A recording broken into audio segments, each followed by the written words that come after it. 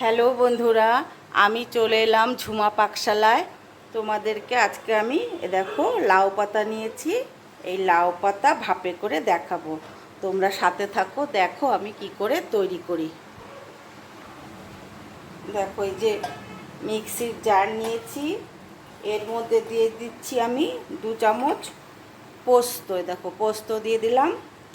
আর দিয়ে দিচ্ছি দেখো কালো সর্ষে এখানে 2 চামচ আছে, কালো সর্ষে দিয়ে দিলাম। আর নুন দিয়ে দেবো একদম স্বাদ মতন। আমি নুনটা এর মধ্যে দিয়ে দিচ্ছি, স্বাদ অনুসারে নুন দিয়ে দিলাম। এবারে আমি জল দিয়ে এটাকে পেস্ট করে নিয়ে আসি।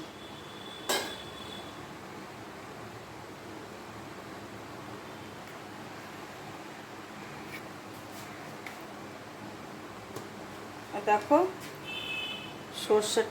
সর্ষে আর পোস্তটা পেস্ট করে নিয়ে এলাম। এবার আমি এই পাত্রটার মধ্যে ঢেলে দিচ্ছি পেস্টটাকে।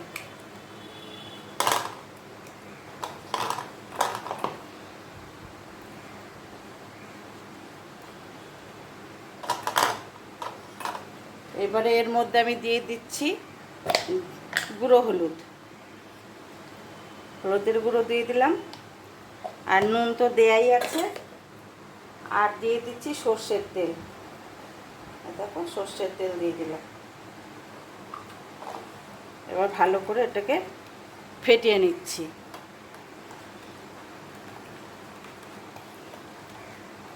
2 চামচ মতন সর্ষের তেল দিয়েছি আমি।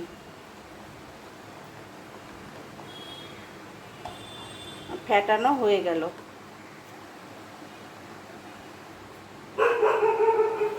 এবারে লাউ পাতার মধ্যে দেখো এই যে এভাবে মশলাটা আমি মেখে নিচ্ছি লাউ পাতার মধ্যে।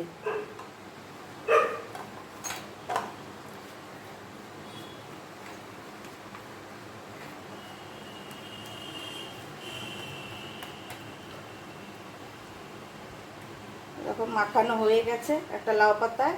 এবার এভাবে মুড়ে দিচ্ছি, যে রোল করে দিচ্ছি।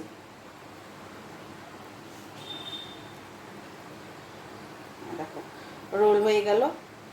রোল হয়ে আমি এবার এটাকে এভাবে 2 ভাঁজ করে দিলাম। আর কি করব, দেখো একটা এই যে টিফিন বাটি নিয়েছি, টিফিন কোটোর মধ্যে এই যে একটু তেল দিয়ে দিচ্ছি। একটু তেল তো দিতেই হবে, না তো হবে না। একটু তেল দিয়ে দিলাম। তেলটা দিয়ে এবারে এক একটা পাতা মাখবো আর এই কোটোটার মধ্যে এভাবে রাখছি, সাজিয়ে রাখছি। এই যে দেখো আমার লাউ পাতাগুলো এইভাবে করে এই যে সব সর্ষে বাটাগুলো সমস্ত করে ঢুকিয়ে তারপরে এই যে লাউ পাতাগুলো যেভাবে রোল করে তারপরে 2 ভাঁজ করে এই যে বসিয়েছি টিফিন কোটোতে। এবার ঢাকা দিয়ে দিচ্ছি।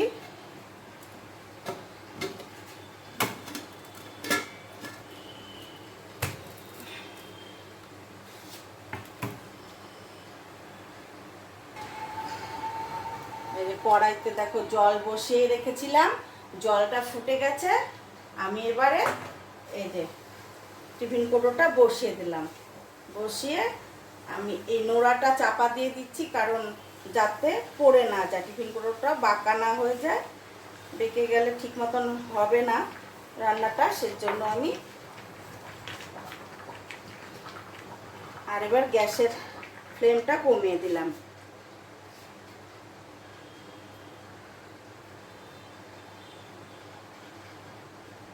টিফিন কোটোটা না আমি আর একবার নামিয়ে নিলাম, কারণ আমি একটা জিনিস দিতে ভুলে গেছি। সেজন্য দেখো আমি আবার কড়াই থেকে নামিয়েছি। এই যে কাঁচা লঙ্কা কুচিগুলো দিতে ভুলে গেছিলাম। এই কাঁচা লঙ্কা কুচিগুলো আমি এই পাতার মধ্যে দিয়ে দিচ্ছি। দেখো এই কাঁচা লঙ্কা কুচিগুলো দিয়ে দিলাম।